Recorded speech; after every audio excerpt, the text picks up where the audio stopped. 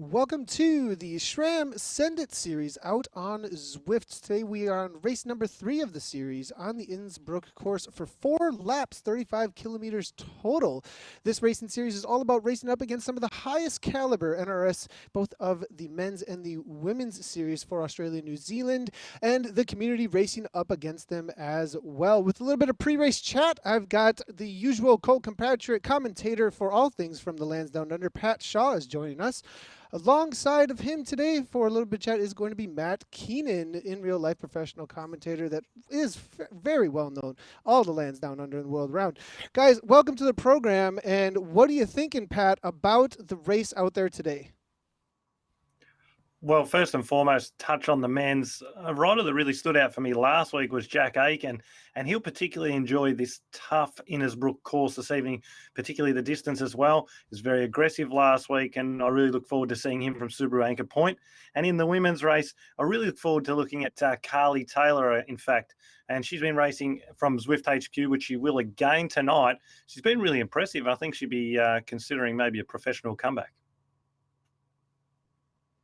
Well, Pat, once the racing does get underway, I'll be heading downstairs to take a look at Carly Taylor to see her in action. And from my perspective, it's my first opportunity, really, this SRAM Send It series, to take a closer look at some of the racing on Zwift. And back 25 years ago, a lot of the Australian riders, they looked across at places like the Netherlands and Belgium with great envy of riders there being able to race multiple times throughout the week. This is an opportunity for men and women racing on the National Road Series to get that additional racing. It will actually help strengthen all of the racing in Australia domestically and prepare more riders to get them ready to go overseas. And on that note, in the women's race, we get to see the Australian champion tonight, Sarah Gigante. She'll be a little bit better prepared this week than last week after just getting recently back from the United States. So the jet lag will be out of the way. She'll be a good one to watch. And in the men's race, we look to the future. Young Pat Eddy from Bendigo. It's probably cold up there this evening, so he's happy to be racing indoors, I'm sure. He's a guy that dominated the under-19s at the National Championships this year, and he'll be going to the Junior World Championships later in the year. So this is a really important series for him. Yeah, certainly. And joining Pat Eddy is also Blake Agnoletto on the start line and Jesse Norton. I've seen them on the start list as well. And some young female riders out there on the start as well. We look forward to giving coverage to all the riders. But I've said to you before, Matt Ken, I've said on the stream week in and week out, I believe this form of cycling in Zwift is the money ball chance for these professional teams. And if you're a professional team that's not taking into account these riders for potential future selection for your team, then you are crazy, as they've rolled out of the blocks. And when I say rolled out of the blocks, Matt Gann, I mean absolutely flown out of the blocks. And you spoke about Pat Eddy's right up the front from the start. We're looking at 55 kilometres an hour as they pass under the Innisbrook official World Championships finishing banner to start the race.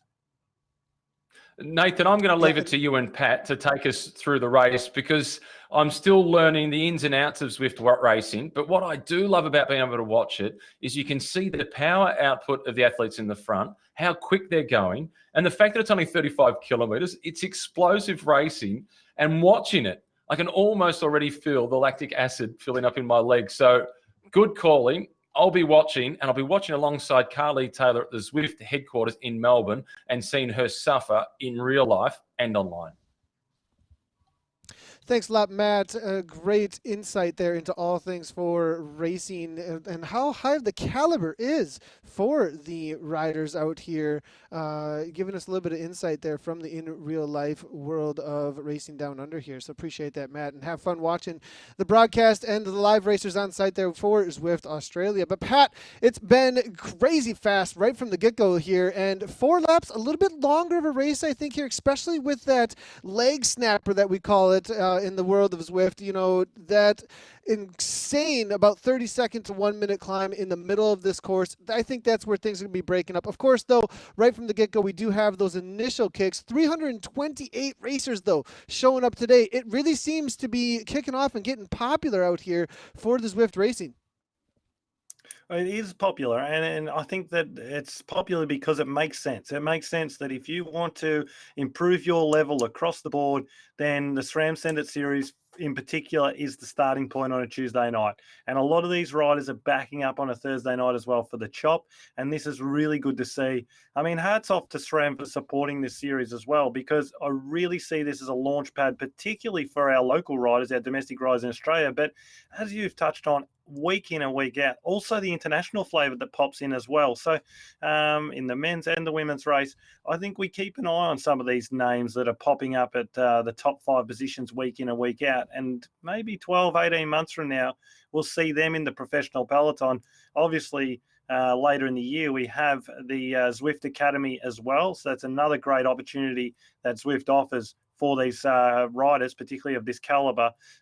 So look forward to seeing how it plays out tonight on a tougher circuit. This should really suit, particularly in the men's race, Zach Johnson.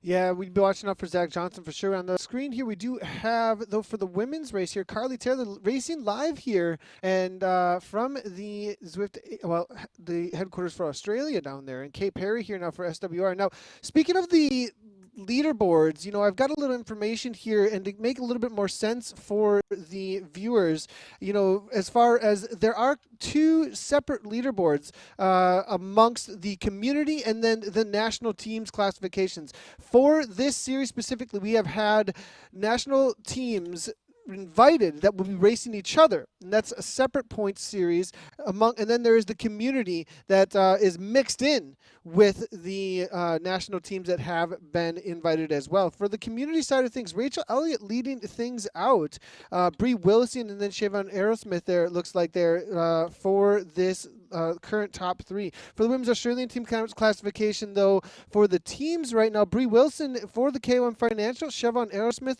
for second place there for KOM Financial, as well as Taryn Heather, their Specialized Women's Racing. So interesting to see. We've seen a lot of SWR as well as KOM out there so far. They've been showing up for the women's sides of things and seem to be really taken seriously here for these first 2 races. We'll see how things change up, though, Pat, this week. Yeah, well, in the women's race, a new addition this week to the race. Didn't see her last week or in week 1 is Samara Shepherd. She really excited me at the live event in Adelaide earlier in the year and got to spend some time with her and her partner, Kyle Ward. And you'd remember Kyle Ward because he's on the front of the men's race now. He's been ultra aggressive week in and week out. But this week as well, we have Samara Shepherd. She's a brilliant rider. She's only small, but she puts out a great watts per kilo, and we know how much that counts for, particularly on this course. So Samara Shepherd, keep an eye out for her tonight. Yeah, I'll be watching out for her. She's got a good kick, especially as a lighter rider on those extreme gradients, Pat. I think that is the point at which she's going to try and be taking advantage, and the leg snapper is the best place to be making that happen, that's for sure.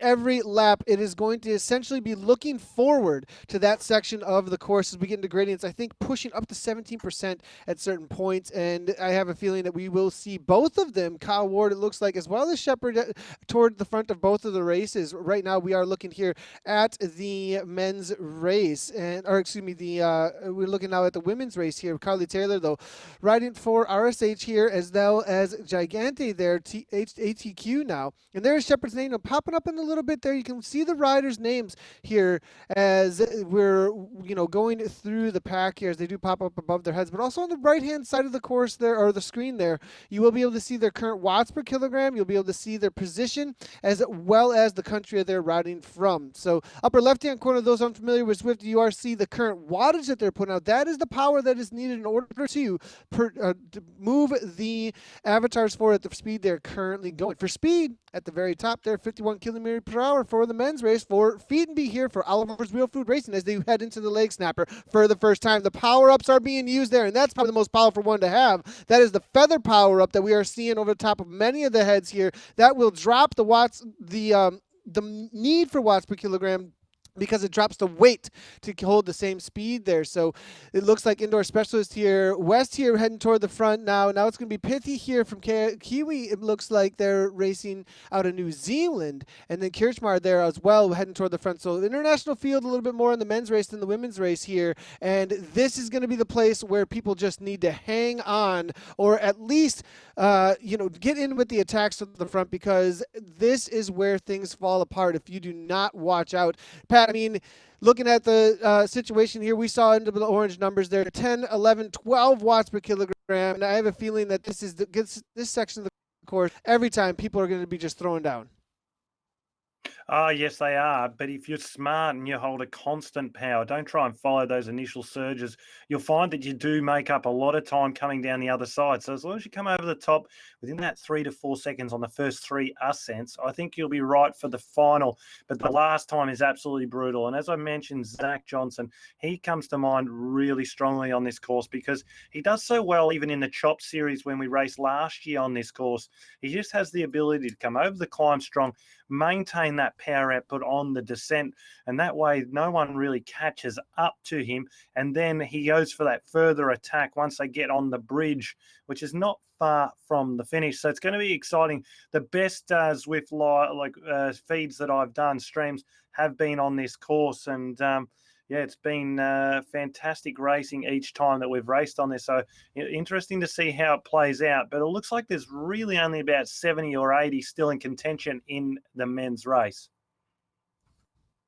And most likely be seeing that kind of a split each lap. I mean, the first time, a lot of times you've got an initial kick to go with those kinds of attacks up front, but those who are struggling to hang on are putting on every kind of power that they possibly can, trying to just scrape their way back a lot of times to the pack at this point, to just hang on for dear life. For those who do have a little bit larger engine, a little bit more power, a little bit more fitness, they're going to be up toward the front. They're going to already establish themselves toward the front end of this pack and will be able to rest a little bit more, while those trying to chase back on, they will just get into recovery and then find themselves back into a crucial section of the course. Now back in the women's race, looking in 22nd place with Carly Taylor here.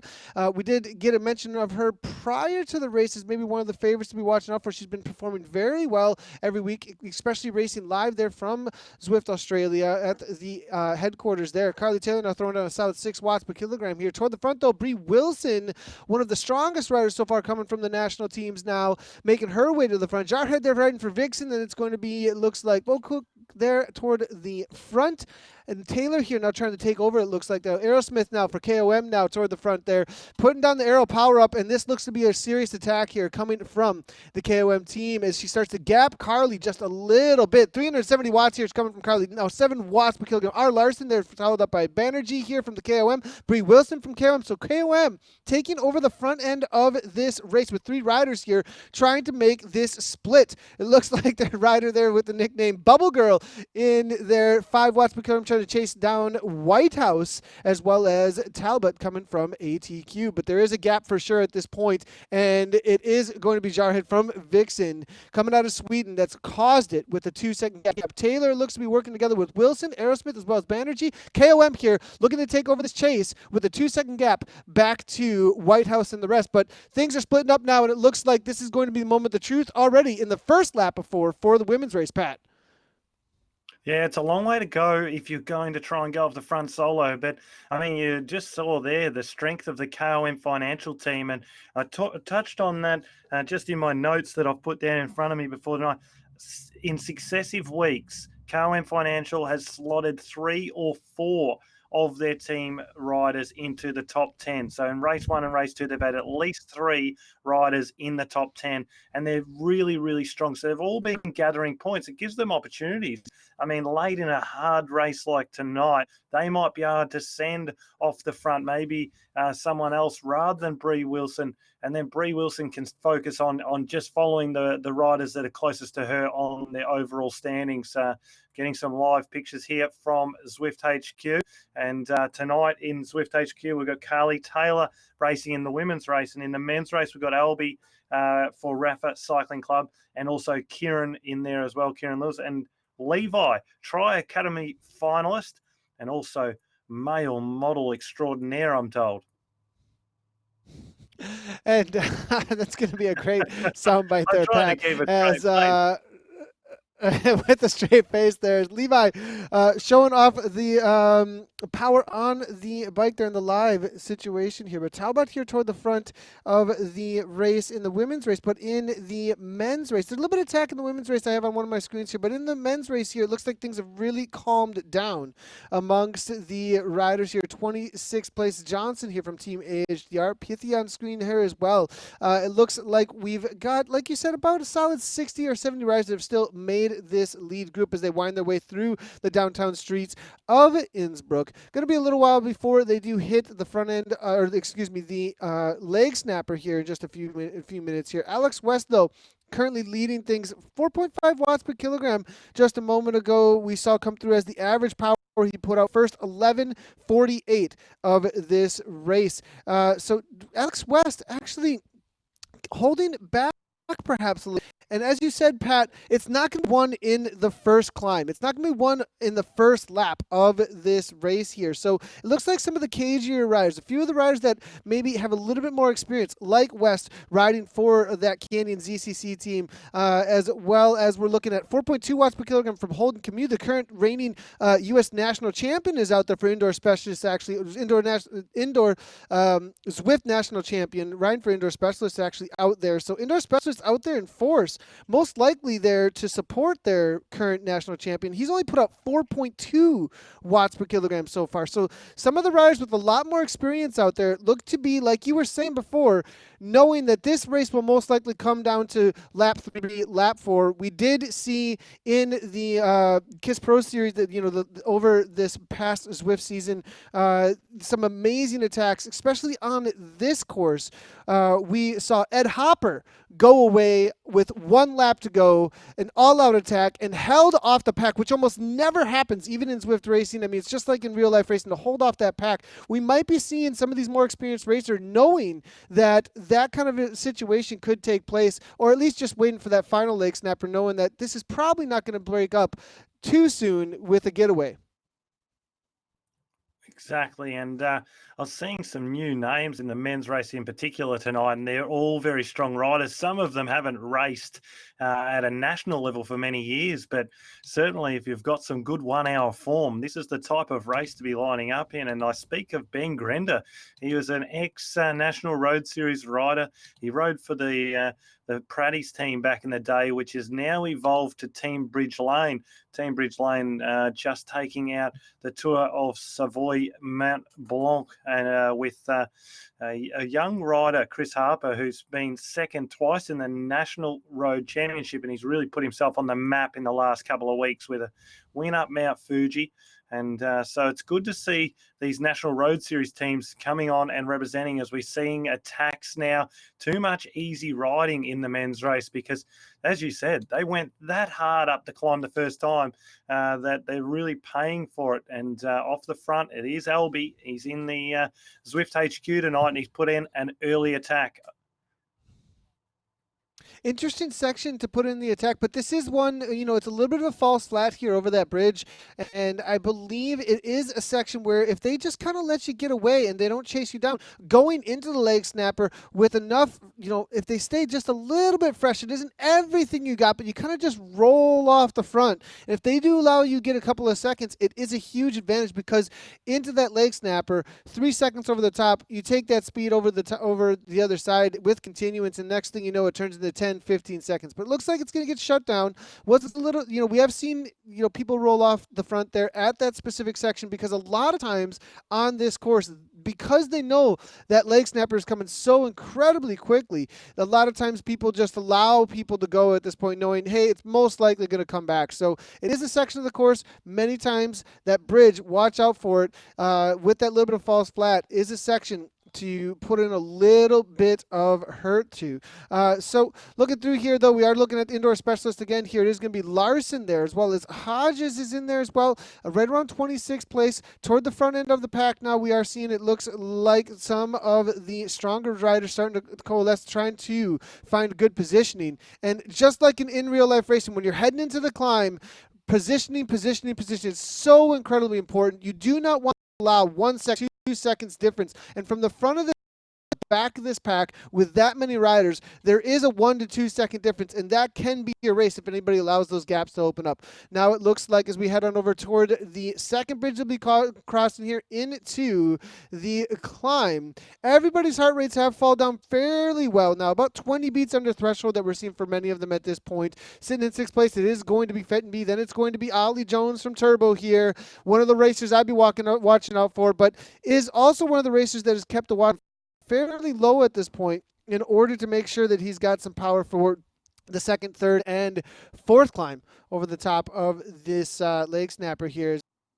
Swift. So looking at the racers here, it looks like Kirchmar here also toward the front. 4.9 watts become 170 beats per minute as the heart rates start to come up there, about to head into the climb proper here. Now, Ollie Jones.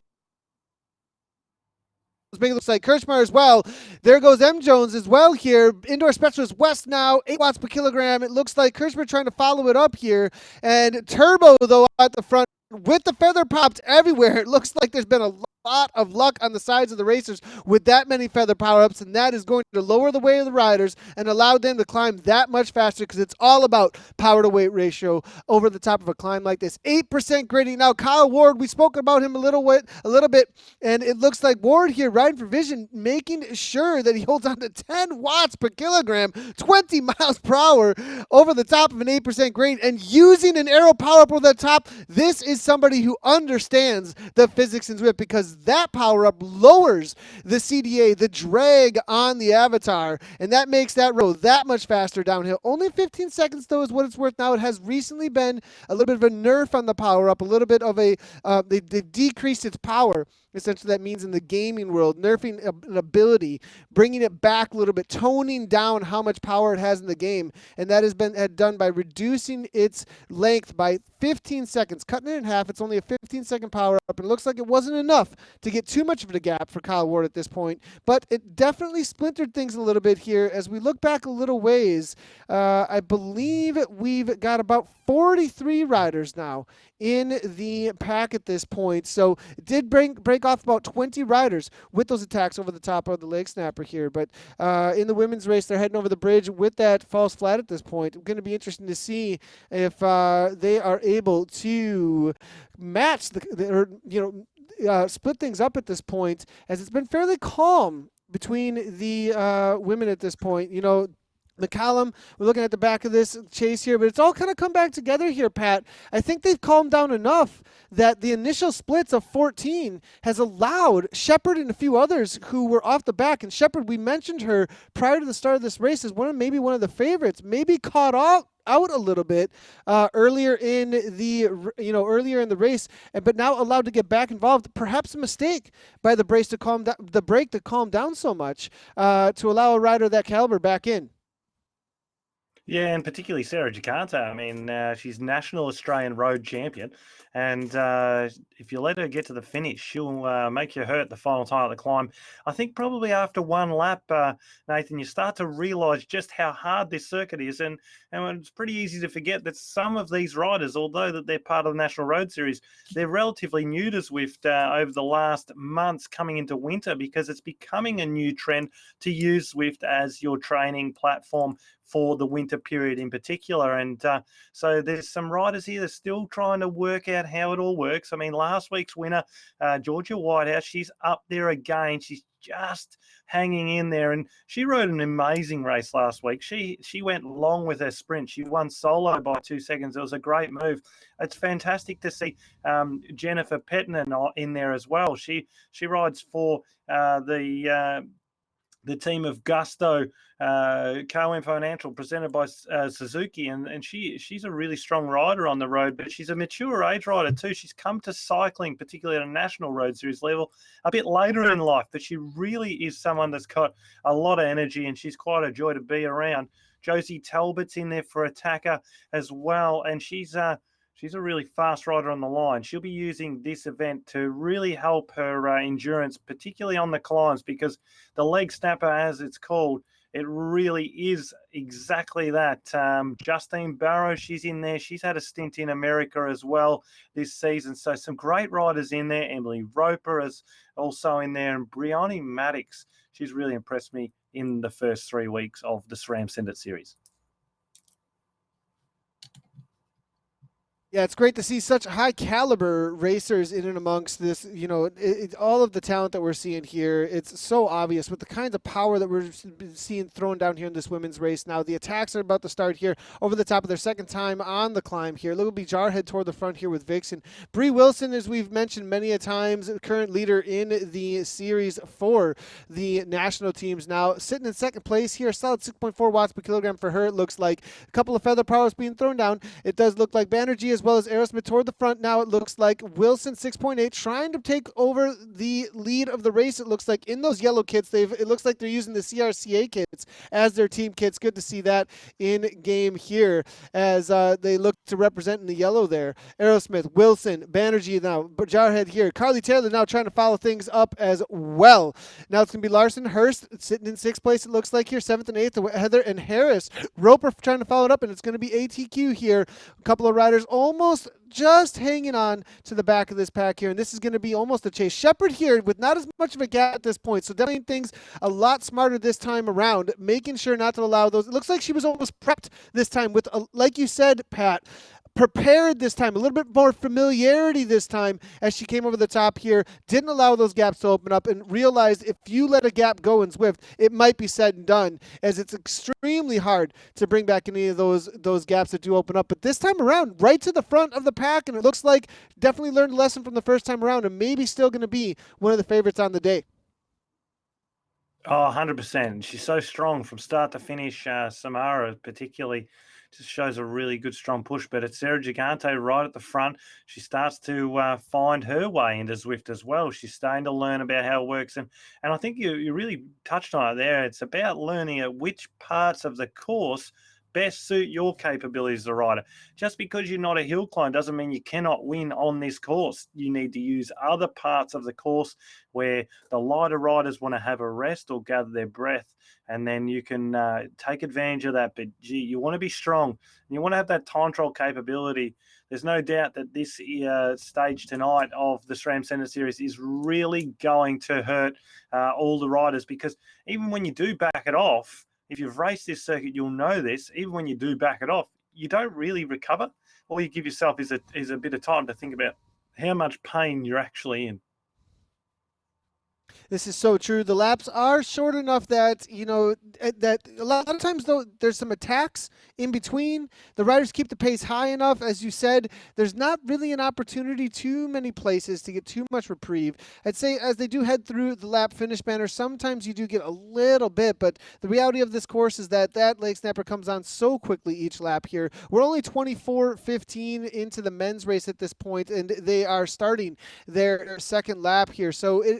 Third lap here. And so it's definitely going to be a fast race for 35 kilometers total with only 24 minutes. And we're looking at about a 48 minutes race or so. Ollie Jones, though, down to 2.1 watts per kilogram. And we'll have to look through some of the average powers here in just a moment to see how these riders have been playing their race. We saw a whole lot of riders up into the 5+ watts per kilogram early on. After that front, I'd be surprised if we do not start seeing that to drop down, and it is starting to drop down. Not so many red numbers on ZwiftPower.com right now. 5.1 watts per kilogram average by Tyler West, it looks like out there.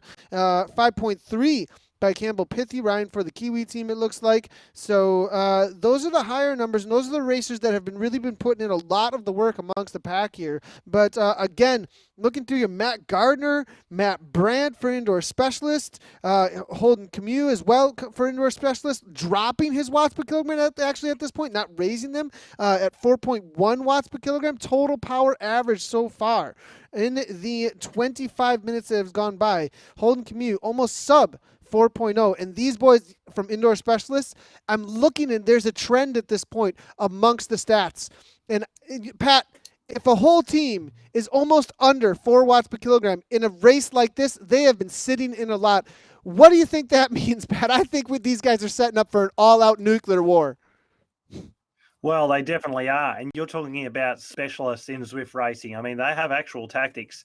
A lot of these National Road Series teams won't have thought about using tactics together to be successful in this event. And that is where a lot of these riders that spend time on Zwift, often they've worked out ways to make a better production of their effort as a joint group. And that's by using power-ups. It's by splitting the group in certain areas and knowing that your teammate is going to do that, being at the front at that particular moment. We've only got about 29 riders in the front group for the men's race, and in the women's race as well, there's been some really big gaps open up, but they keep fighting their way back. The group, as you mentioned before, it's almost like the magic number 14. There's 14 riders keep splitting off, but they don't have the power to keep away off the front. So back to 25 riders in the front group in the women's, around 28 to 30 in the men's. But as you said, there's a bit of suspicion about the tactics going on tonight. And the last two times up the leg snapper is going to be very, very intriguing, particularly in the men's race, because as you spoke about, that watts per kilo really should be higher than that. Definitely. And I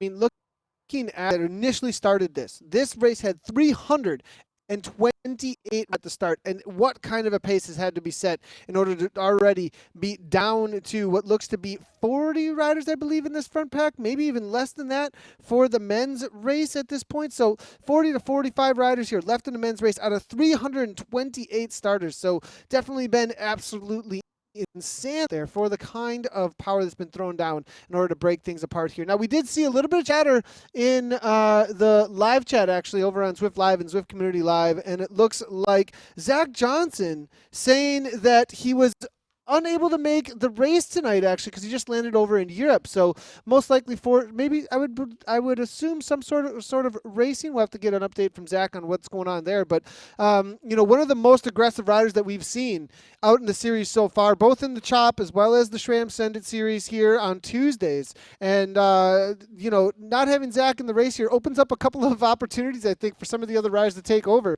that most aggressive spot. And I think Kyle Ward and Kay Lewis here from RCC are most definitely being those instigators, as Ward, again, who led us over the top of the leg slapper last lap, now going to lap 3, again, 11, 12 watts per kilogram. Jones here trying to follow that. That's Evan Jones, not Ollie Jones from Tober. Turbo, though, also coming on here up into that 6th place, 7th place. Ollie Jones making his way forward very quickly here now, and it may be going to take over that lead spot here. Only 45 racers left in this lead pack, and some of them really struggling to hang on with this, but Ward here with a solid gap, actually.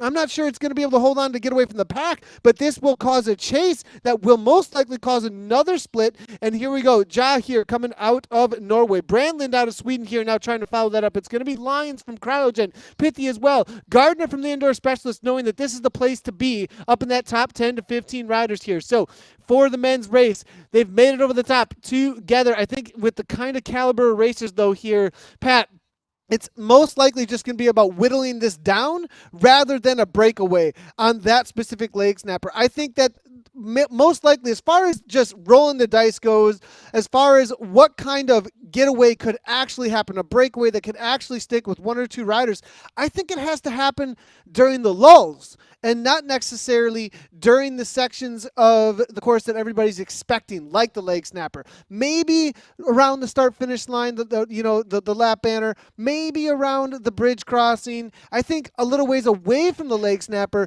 a couple of riders getting away from a team that might be like Indoor Specialist or Cryogen or maybe Vision out there, Canyon as well, being able to try and get away. Those are some of the higher caliber community teams. Some of these riders with a little bit more experience of this, making sure that they make an attack at a point that gives them the advantage that isn't just this 1 second to 30-second section.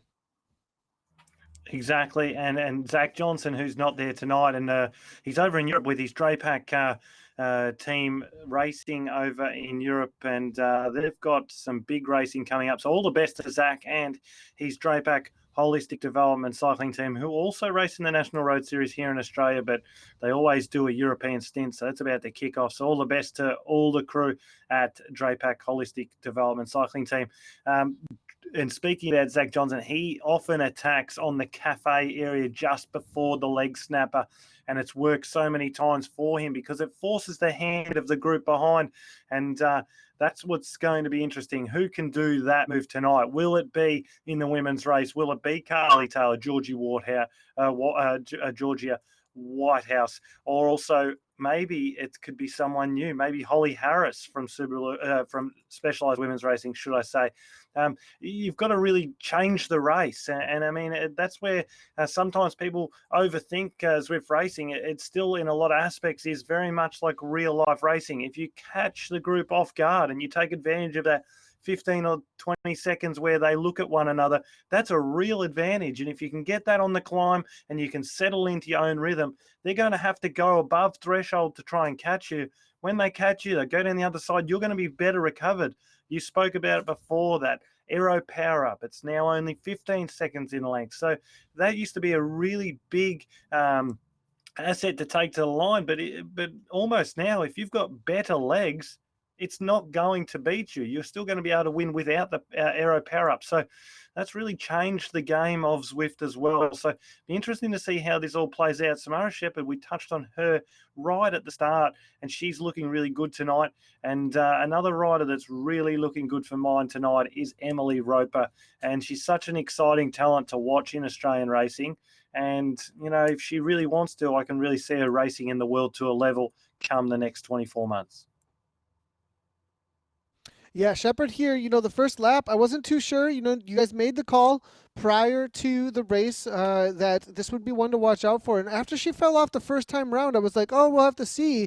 It looks like, though, it was a tactical. It was a skill-based thing, learning the game a little bit, or maybe just being caught a little bit off guard about what kind of power is going to be thrown at the front of the race. But, this second and third lap, so Shepard has been at the front over the top of that false flat on the bridge. Now coming back into the second bridge and into the leg snapper here. Again, we're seeing Shepard up to the front, well-positioned, 4.2 watts per kilogram. And I wouldn't be surprised, wearing the Vision kit in the game, actually, there. Her and Kyle Ward both riding for that in-game. So it looks like in the women's race, I did get a little chatter from the DS and manager of the Vision Zwift team out there. So was saying, watch out for podiums for Vision this week in the Send It series. So I have a feeling that Shepard's going to be watching out for this. I wouldn't be surprised if they aren't getting some in-ear Director Sportif, actually, a little bit of car radio here, telling them how to ride here. And it looks like Shepard really taking that to heart, as we do see a little bit of a drafting power up here coming from Shepard as she makes her way toward the front. That's going to reduce the kind of power she has to put out in order to hang on to the current speed as they're traveling along at 40 kilometers per hour. Now it's about to head over the second bridge here and back into the climb for the third time here. Bree Wilson here, now following the wheel there. Shepard knowing that this is going to be a threat here now. Heather there toward the front here for the Specialized Women Racing. Gigante is out there as well. It looks like Larson is there as well. We're going to see if Barrow can hang on. Roper, you had mentioned there, to making her way to the front. Third time over the top here. This is going to be one of the moments where whether or not you hang on is whether or not your race is ended at this point, as Carly Taylor riding live at Zwift HQ of Australia. 7 watts per kilogram, 8 watts per kilogram with that feather power up, 412 watts, and this is a serious attack. This is everything on the line kind of attack as she kicked into that 8 watts per kilogram. Jarhead trying to follow it up, but it's a 2-second gap immediately here as Carly starts to ride away. And with the numbers not being quite as many in the women's main pack at the front of this race as it is in the men's, this could stay away a little bit easier. We'll have to see if this is going to make it happen. Carly now still 7 watts per kilogram. Vixen here trying to close it down. Hurst is there as well from the BRT. She's got 2 seconds, but it's going to be about continuance. She has to keep the power up. She cannot rest at this point. The speed has to rise rather than go down at this point. And now it's 4 seconds. We've got a drafting power up from Jarhead, but that's not going to help her. She's gonna go nowhere with that as Larson sits on her wheel. Somebody needs to come around her in order for that to be any advantage. The gaps are opening up. Heather, Wilson, Whitehouse, it's completely splintered at this point. Nobody's hanging on to any wheels. The pack's starting to coalesce a little bit behind her, but Carly Taylor has 5 seconds at this point. It's still going to to be a lap and a half to hang on to this, but this has put everybody on the back foot. It might be closed down, but this is taking the energy out of the legs of the rest of these riders as they calm down a little bit. Carly Taylor now back in the 5 watts per kilogram. She has been caught here at this point, but at what cost to her legs or the riders behind? You know, those kind of attacks, they are worth it, I think, through those sections. If it was a flatter section, perhaps not so much, but at that kind of section, it really put the hurt on as everybody was splintered there, Pat. Yeah, and because now that group is only 15 riders, as you said, they don't have the potency on the flat. So now this really offers the opportunity for some attacks. And, you know, we asked for it in the men's race. It's happened over on the other side of the course. 3 riders have gone away, and they've got a bit of a breakaway. That's Cam Roberts, Alex West, and Aaron Coles that have gone away in a group of 3. And in the women's race, how was that attack from Carly Taylor? And then it's so good to see those live images coming from Zwift HQ to really see the pain that she's putting her body through as we now go back to the men's race. And we've got, well, it was 3. It's now 4 off the front as Scott from Team Skoda, the Kiwi rider, he makes his way across. I really like Team Skoda Frutzia, that what they do for young under 23 riders in particular and under 19 riders in New Zealand is absolutely brilliant. It's much like a development program, national development program. It isn't, but it is much like one. So hats off to them as a team. And I really enjoy following their riders because they have so much talent over in New Zealand. And this is just another reason to put that on show.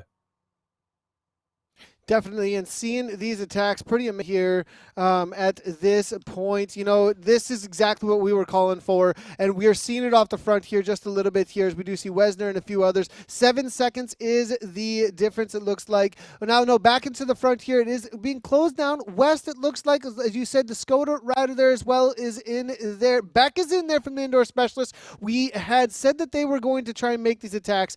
Not sure that it's going to stick here. We'll have to keep an eye on it here as it looks like Featonby and the rest of the pack work to close that down, but at what cost to the rest of the pack here? As it looks like 40 riders, 36 I'm seeing here. As I work my way back through my feed here, I'm seeing number 46, it will be Ebbison, well, 46th place here at this point, just barely trying to claw his way back out of Japan here. It looks like Hopkins as well. Jason's for Team Finesse here, the last rider on the back, but it might be all said and done for a few of these riders at this point, as we looking to have about 44 riders, I think, that have made this lead group after those attacks through. It looked like it happened through the start-finish banner, like we said, with quite enough time to maybe recover if it doesn't work out. It's actually fairly well timed. You know, the indoor specialist as well as the Canyon team, a few others of the Kiwi team as well as Skoda there, they really planned that well, it looks like, to try and get away. But then if it doesn't work out, if it does get closed down, it's most likely going to happen a little ways out from the climb, and that's exactly what happened. They have the time to recover now. It's those tactics of knowing the course, knowing when to go, knowing exactly what the kind of metrics and the physics and how it works in game, as well as the distances it takes to try and close things down or open up a gap here. And you can see the quality of the racers here for those who do specialize specifically in Zwift racing. Beck, we're looking at to the front here in that orange kit that the indoor specialists do represent with. The dirt team there out there as well as Osterberg here makes his way to the front. That's the Dad's Inside Riding Trainers, one of the coolest names for Zwift racing teams I've ever heard, that's for sure. But we are looking at Zwatsky as well for Vision here.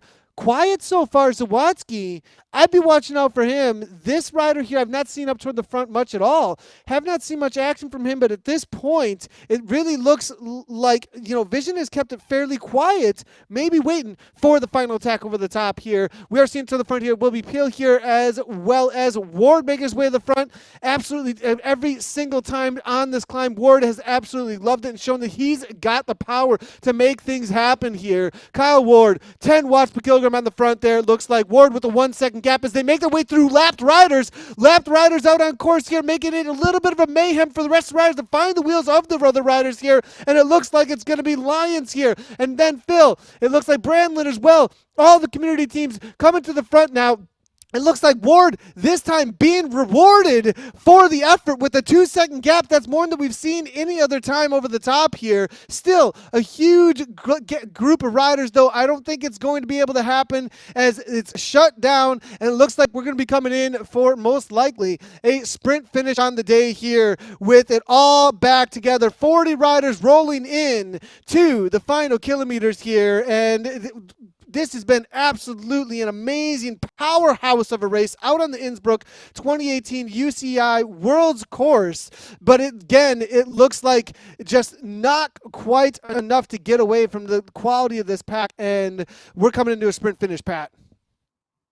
Yeah, we are. And I'm just having a look through the front group to see the riders that are potentially here to grab points in the National Road Series, SRAM Senate Series, and it's Kieran Lewis. He's at the Rafa. He's riding for Rafa Cycling Club, and he's at the Zwift HQ tonight. He's right up the front, so he's right in there. Cam Roberts presents himself towards the front as well.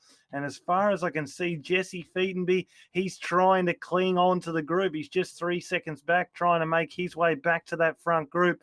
And really, they're the three riders that have made this front selection for the National Road Series teams, which just shows you to what extent this race has been hard tonight. It's been incredibly hard. Not far behind is Pat Eddy for the Inform Racing team. He's up there as well. So there's 4 riders at least in this group from the National Road Series teams. But how was that attack from Kyle Ward? And also, importantly, he got over the top with a gap, but spoke about it earlier on the descent. You've still got to push the wattage, and he just backed it back to 180 watts, and it's just not enough to stay clear. So now, as you predicted, we're bound for a big sprint finish, and looking through the list, it's probably Ollie Jones or Cam Roberts that can get the job done this evening. Yeah, Ollie Jones, Cam Roberts, most likely be watching out for him, but have a couple of upsets here. Be watching out. I mean, Jesse Feetenby, I wouldn't count these boys out. You know, maybe not being quite familiar with the timing there. 36 riders, though. There could be quite a few hiding underneath the rocks. They're coming out of the woodwork. Not sure who they are. Suddenly, boom, off the front into a sprint finish. You know, there's a lot of dice rolls when it comes to sprint finishes, and not just pure power, as well as knowing when to open up here and how to hold on to the wheels here. But Kyle Ward, 6.7 watts per kilogram. This boy's just leading things out. Who is he working for? Is it Zawatsky? Is it Cam Roberts? I think it is Cam Roberts. I think, like you said, watch out for Cam Roberts, as I think Kyle Ward is being the final K workhorse. Just like any kind of real life racing situation, you line up the racers at the front to make it so incredibly fast that they cannot come around you and set up their riders. A very early attack here coming from Sendo here. It looks like out of China, sending it off the front, actually, Sendo, but not going to be able to hang on to that kind of power and make his way to the finish line in first, because it is going to be Chris Beck that's now in the front for the indoor specialist, trying to make it fast and not let anybody come around here, taking over the front of the pack here now with just a K to go. And now another opening up here. Ollie Jones, Rich here now is the next one to go. Very early arrow power-ups. That's not going to be 15 seconds to the line, so we'll see if they can hang on to it. Ollie Jones, though, you called it. 12 watts per kilogram. Can he hang on to this pace, though, as we see him throwing down 800 watts, 120 RPMs, but here comes Kirchmer. Kirchmer for 14 watts per kilogram in the final few meters, and Kirchmer opens up a gap of 1 second, and it's going to be Kirchmer across the line, walks away with it. M. Jones followed up by, it looks like, Larson from the indoor specialists. Kirchmer Jones Larson, the national champion of the USA out for Zwift there. Commute, it looked like, for the indoor special as well, with Matt Gardner somewhere there within the top 10. Amazing sprint there, but Kirchmer perfectly timed, going away from the pack. Wasn't even challenged, more than half a second there. Steven Kirchmer for Kirchmer Cycling, first place in the men's race. Second place goes to Max Jones for Kiwi, actually just nipping Ryan Larson. I thought it was Ryan Larson there for second place in the podium from the images there, but no, the back-end API don't lie, and it will be Max Jones for the Kiwi team. Ryan Larson third, Matt Gardner fourth, Mon Rich there for Team ZWC in fifth. Holden Camus, that is the Zwift USA national champion there for indoor specialist there in 6th. Ali Jones from the Turbo Squad in 7th. Philip Sanjath there for Kirchmer Cycling as well in 8th. Alex West from Canyon there in 9th. And then Samuel Brandlin for Innovation in 10th place. Amazing racing there all around the men's side of things. But the women's side of things is just going to start heating up for their final half a lap. But congratulations, Stephen Kirchmer. Pat, what a sprint there. Very well timed. He kicked it. It looked like the perfect timing, saving that 14 watt per kilogram pounce in the last 200 meters or so. Almost like a real life sprint there. It is kind of about the kick if you set it up right. Well, 100%. And as you said, they went really long. Ollie Jones went really long, and he ran out of breath, and it was just a perfect timed sprint from Kirchmer. Max Jones from Kiwi, he really did a nice finish on the line as well. So Alex West nearly rounding out the top 10, but it was I thought it was a really good call by you to bring up the National Road Series riders. You thought GC Featonby could be really close to the line. He was all the way up to the end, but Cam Roberts does enough to secure the maximum points in the National Road Series Senate Series classification. Kieran Lewis in 2nd, and Pat Eddy. What a great ride by him this evening.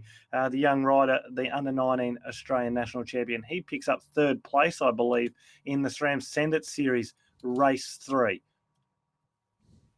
Amazing results there all around for the National Road Series teams as well as the community teams there. Kirchmer obviously showing up and stealing a little bit of the thunder there, specifically for the Europeans. So Ryan Larson, Matt Gardner as well showing up, it looks like, out of the USA. So, trying to grab a little bit of the Northern Hemisphere, getting into your territory there, Land Down Under. They're calling for it. They're asking, and they're not calling for it with any words. They're letting their legs speak there, it looks like there. So, well, now for the women's side of things here, Bree Wilson and herself known. We actually didn't see the attack. The first 3 laps, they kind of were a little bit more steady over the top here, but KOM now letting us know that they are in it for the win on the final lap here. 7 watts per kilogram coming from Banerjee. Will be Bree Wilson now kicking them in the 9 watts per kilogram here. BRT coming across, though, it looks like, with Hurst. Vixen here toward the front, it looks like. Jarhead now making her way to the front out of Sweden. Roper, you had mentioned. Roper now coming through with 7.3 watts per kilogram. It looks like suddenly out of the woodwork, some of these riders that have been holding back, going into this final lap, and he'll climb over the top of the leg snapper with a 1 second gap over some of these women. We've got 1, 2, 3, 4, 5 women now starting to walk away with this. Roper here trying to get back on terms with this here. If this continues to splinter, this could be it, but they cannot rest at this point. It has to be speed, Pat, or it's all going to come back together. Oh, exactly. But something Roper showed over summer was she could match it with even the best in the world. She rode so well in the women's Jayco Herald Sun Tour, and also fantastic ride in the national championships as well. She's, as I said, she's a really bright prospect for Australian cycling, and it's difficult to highlight her, in fact, because there's so many others that are high prospects as well. And we see Holly Harris, she's holding in up there as well. Taryn Heather is in there. Justine Barrow is there. Bree Wilson, the series leaders there. Banerjee is there. Carwin Financial has been absolutely fantastic in this series so far in the SRAM Senate Series. And I really look forward to seeing how they finish off the National Road Series, which is really ready to kick right off in August for both men's and women's. And I really think that this series is what's going to have everyone in great form. So Cowen Financial, hats off to them. All back together now, as we can see on screen. There was a moment where it looked like it was going to happen, and Emily Roper had actually closed down the gap to a group of 6 there just a moment ago. Then as soon as we headed into this next flat section of the course, it calmed right on down, thinking about the sprint, and the gap got closed by the chase group, and we're back to about 13 riders here. On the front, though, a little bit of a counter attack, not a full-on attack, but more of a rolling off the front with the speed, because the reality is here is that these riders are just looking for some reprieve before the sprint, and it looks like the ATQ team here now, Gigante, is taking advantage of exactly that, trying to get away perhaps with a solo break, but going into the final few kilometers here, I'm not sure that is going to happen here.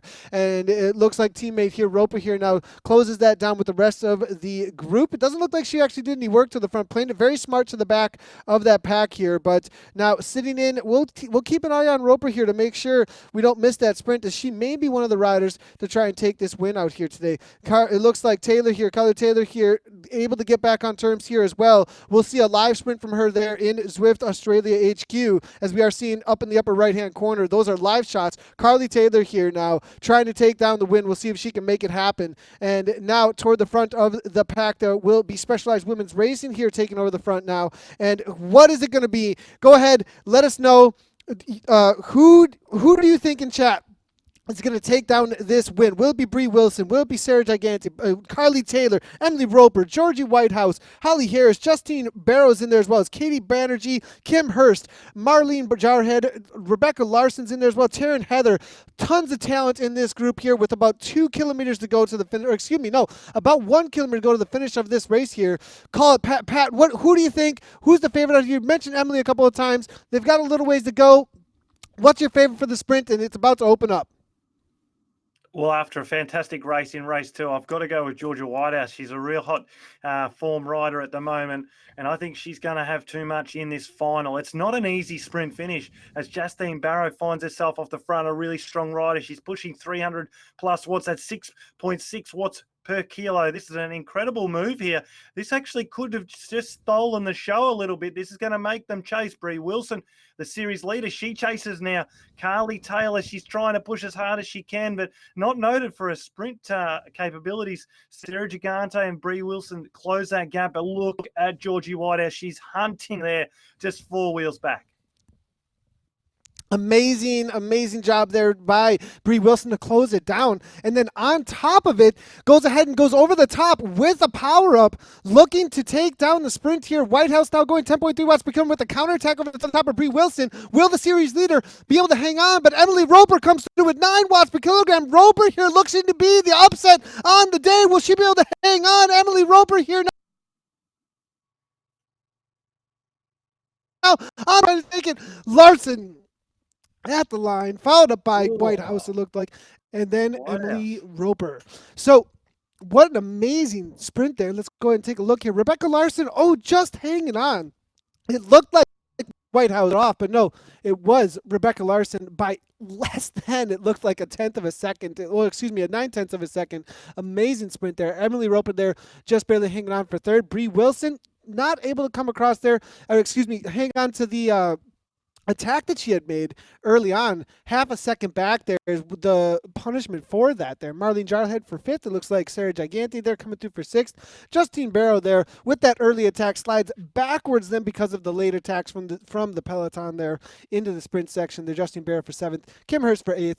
Katie Banerjee for 9th. And then Carly Taylor coming through for 10th. Amazing racing all around for the women's, though, race out here today. And let's go ahead and throw back over to you guys for a little post-race chatter here. I believe Matt Keenan's back in with us now. And Matt, I know you were watching the live racers there at Zwift Australia HQ. What were your thoughts? And between you two, how did that race play out? Looking back now. My key thoughts are that it is brutal. In a real race, at least you get a chance to genuinely sit the wheel and you go around a corner and you clutch and you recover just momentarily. As I was there watching, particularly Kieran Lewis and Carly Taylor, and you could see their watts and their heart rate. Both of them, their heart rate never really got below 170 beats per minute. Kieran looked pretty composed most of the way through the race. Then on the second last time up that climb, his heart went up to 193 beats per minute. And then that was also the same point where we saw Carly Taylor launch the attack. And she'd planned that attack. She recruited Wes Salzberger to press the power up so she could launch that attack as she made an attempt to try and break away from that group and win solo. You could just in real life see the pain. And Alan Akwan in there as well, 46 years of age now, Alan Akwan, and he didn't finish that far off the pace. But the standout performance for me today, looking towards the future, was Pat Eddy. I thought that Pat Eddy today demonstrated what we saw from him at the National Championships up in Ballarat. And this young guy is something to really get excited about. You're 100% correct, and he is the National Road Series in the men's. Most courageous rider of the day is Pat Eddy, and in the women's, it's not a rider, it's the team. KOM Financial is who I am calling the most courageous riders today. They're riding fantastically in support of Bree Wilson, who is the series leader, but Georgia Whitehouse, what a beautiful finish with her and Emily Roper on the line. Yep, Pat Eddy, he's the most courageous rider, and also KOM Financial, the team in the women's race. The owner of KOM Financial, he'll be watching, no doubt, as he follows the series really closely. He supports all sorts of racing. A really good day for Bree Wilson. Didn't get the win, but she stays at the top of the leaderboard. And I do know for a fact that Troy Herfoss, Pat, he's in Japan at the moment. He's watching. He would have been yelling at the screen as Emily Roper launched that attack. I don't know about you, but I thought she might have had enough to hold on. But the last 50 metres seemed really long. Yeah, well, now that the Aero power-up is only 15 seconds of injection, not 30. When it was 30 seconds, you can almost go 600 metres to go and last the line, but we can see riders still making the adjustments to that, and she fired that cannon just a little bit too early tonight. It was a great move, but Georgia Whitehouse, to her credit, she had already used her power up and she fought to the line to finish second. Keeps the pressure on Bree Wilson because after taking the win last week, she's got a series, I think she's got 43 points total now. So she really does put some pressure on Bree Wilson going into race 4 next week.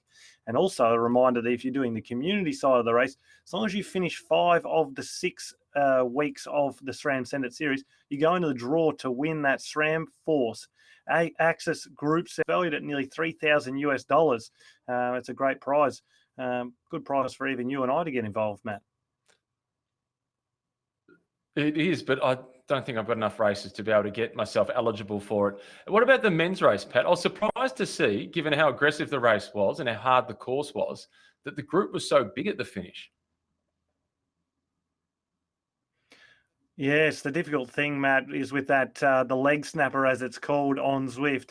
The riders get over the top of that and they've used so much energy, it's very difficult to stay away as a small group because on the descent, the big group gets the draft effect and the flow on of that on the flat section as they run back to the finish line. Kyle Ward, he was outstanding and certainly the most courageous rider out of the community side of the race.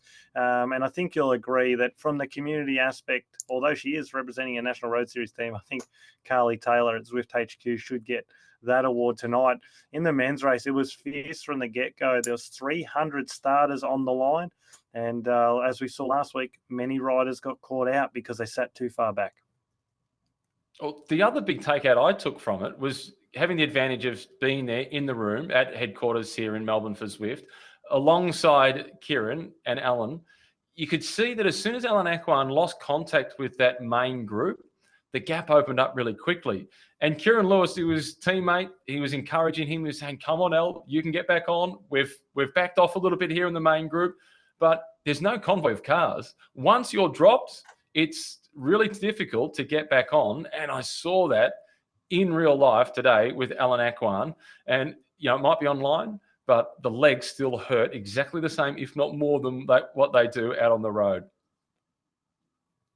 100%, 100%. And it's the difficult thing about it is usually when you get dropped on Zwift, your legs are absolutely spent. And unlike outdoors, you don't get a tailwind and you don't get the free wheel. And as you said, you certainly can't, even as a smart rider, draft off the convoy and get a sneaky way back a la Nibali. Pat, could there be another element added to Zwift and it could be called the sticky bidden for those that get dropped? Yeah, it might be a good power up. Do you want to copyright that before they put it on? No, I don't know if it'd be too popular, the sticky bidden, because you might end up with a Nibali style scenario at the Vuelta when he just held on and the car went to 80 kilometers per hour.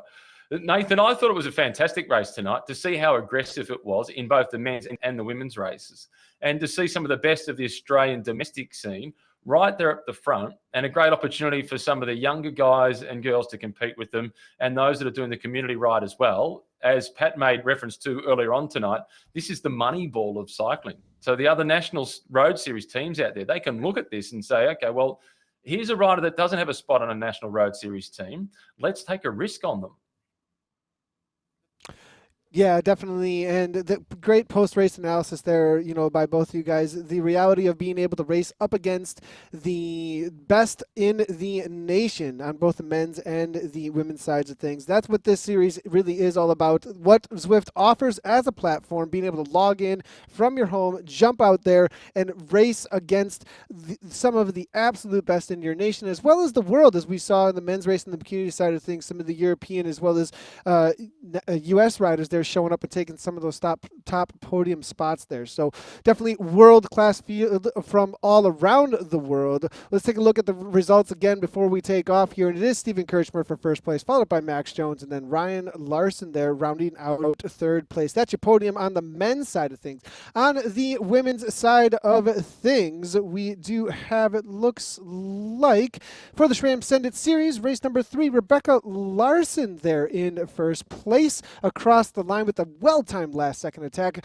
Georgie Whitehouse just nipped at the line. It looks like they thought she was going to take it, but it was only 9/10 of a second. And then Emily Roper, new shout out there we heard many times from the Pat for the race there. Emily Roper throwing down for third place, that rounding out the podium.